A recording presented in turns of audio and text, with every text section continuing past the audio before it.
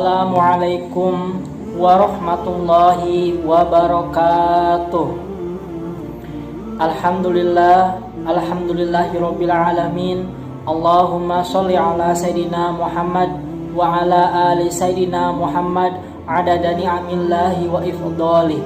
Allahumma akrimna binuril fahmi wa akhrijna min dhulumatil wahmi waftah lana abwaaba rahmatika wanshur alaina hikmataka ya arhamar rahimin.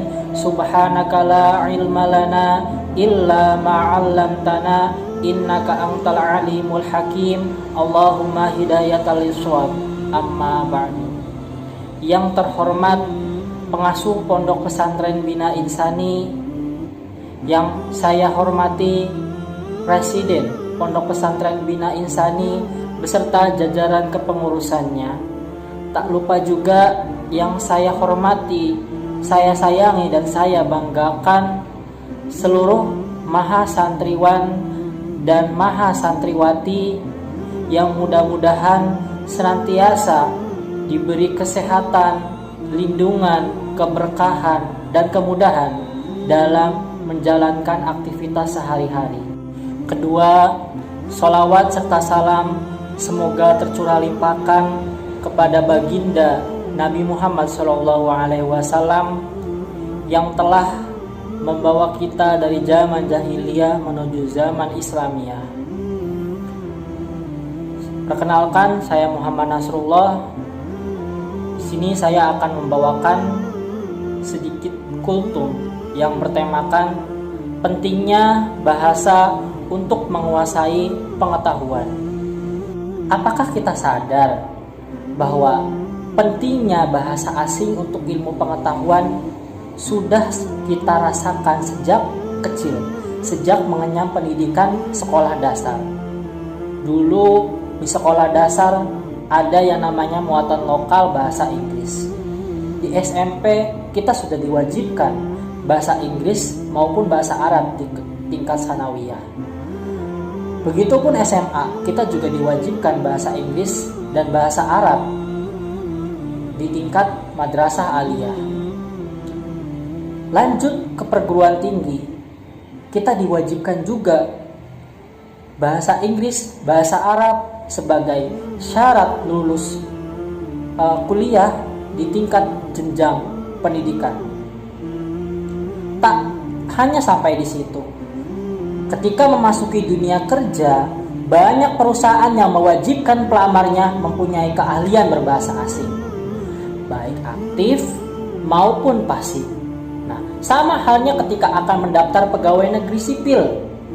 Nah, di situ tak luput tes bahasa Inggris. Nah, jika kita melihat para petinggi kita yang harus berdiplomasi dengan petinggi bangsa lain, bahasa yang digunakan pun bahasa Inggris. Nah, setelah mendapat pengantar tentang pentingnya bahasa, apakah kita tahu sebenarnya hakikat bahasa itu apa sih? Nah, bahasa itu adalah sistem lambang bunyi yang arbiter. Arbiter itu berubah-ubah yang dipergunakan oleh para anggota suatu masyarakat untuk bekerja sama, berinteraksi, dan mengidentifikasi diri. Bisa percakapan, tingkah laku, sopan santun juga itu termasuk bahasa. Nah, dari pengertian tersebut kita bisa bayangkan jika tidak ada bahasa di muka bumi ini, dengan apa kita berkomunikasi? Sebelum kita meranjak ke fakta menarik tentang pentingnya bahasa asing, kita tahu fakta-fakta tentang bahasa Indonesia sebagai bahasa negara kita sendiri apa sih? Fakta menarik tentang bahasa Indonesia menduduki peringkat ketiga di Asia dan peringkat ke-26 di dunia dalam hal tata bahasa terumit di dunia. Nah, walaupun rumit, bahasa Indonesia mendunia karena Wikipedia bahwa bahasa Indonesia telah menduduki peringkat ke-26 dari 250 Wikipedia berbahasa asing di dunia, dan peringkat ketiga di Asia setelah bahasa Jepang dan bahasa Mandarin.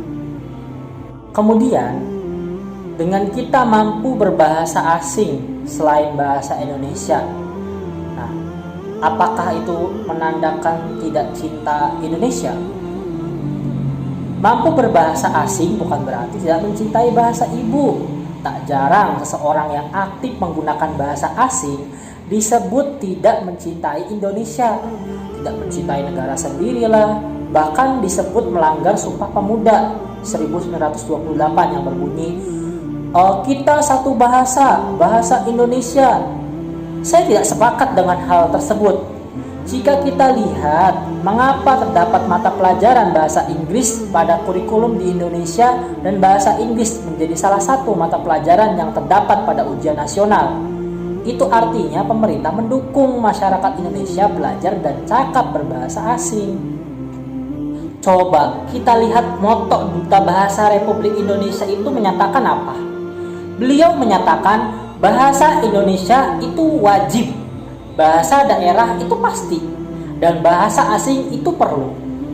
Seseorang yang cakap berbahasa asing diharapkan dapat bersaing di dunia internasional dalam segala aspek bidang seperti ekonomi, pendidikan, sosial, dan budaya, mampu mensejajarkan negara Indonesia dengan negara maju lainnya yang dampak positifnya akan kembali ke negara kita.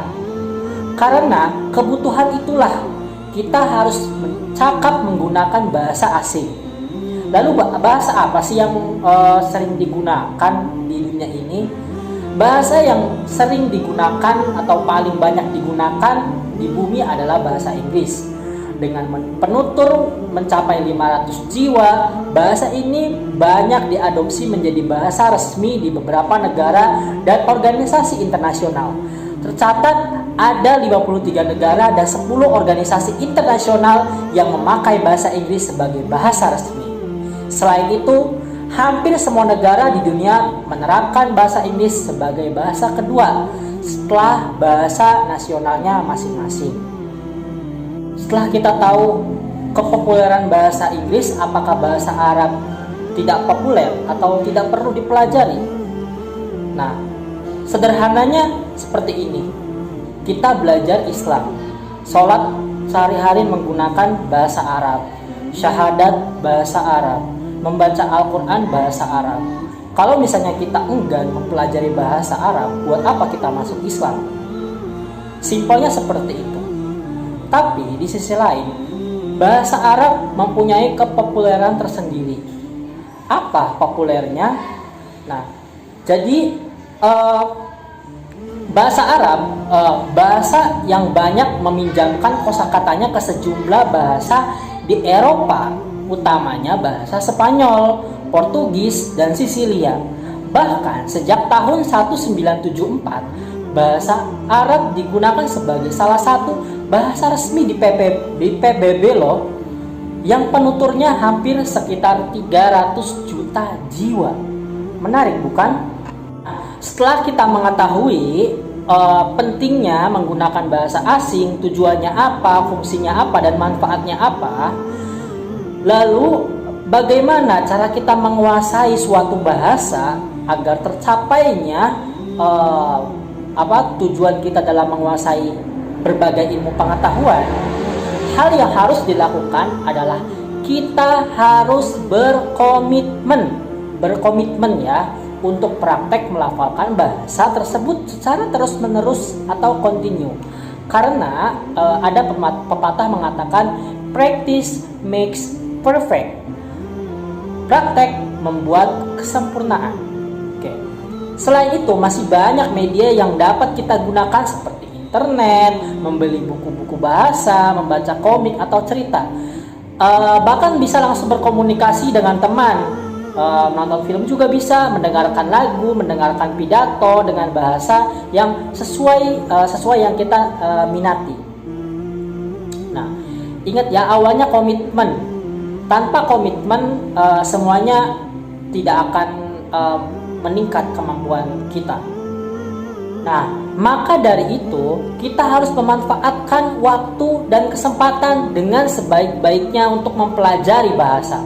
Tidak ada kata tua atau telat untuk belajar. Ingat, Bahasa Indonesia itu wajib, bahasa daerah itu pasti, dan bahasa asing itu perlu.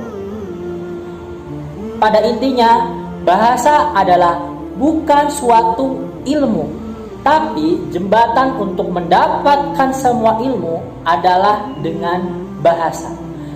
Pepatah Arab mengatakan, "Man arafa lughata qaumin salima min makromihim." Barang siapa yang menguasai bahasa suatu kaum, maka ia selamat dari tipu daya mereka. Itu saja yang bisa saya sampaikan, kurang lebihnya mohon maaf. Like videonya kalau suka, dislike aja videonya kalau nggak suka nggak apa-apa. Sampai bertemu kembali di kesempatan selanjutnya. Jangan lupa like, comment, and subscribe. Wassalamualaikum warahmatullahi wabarakatuh.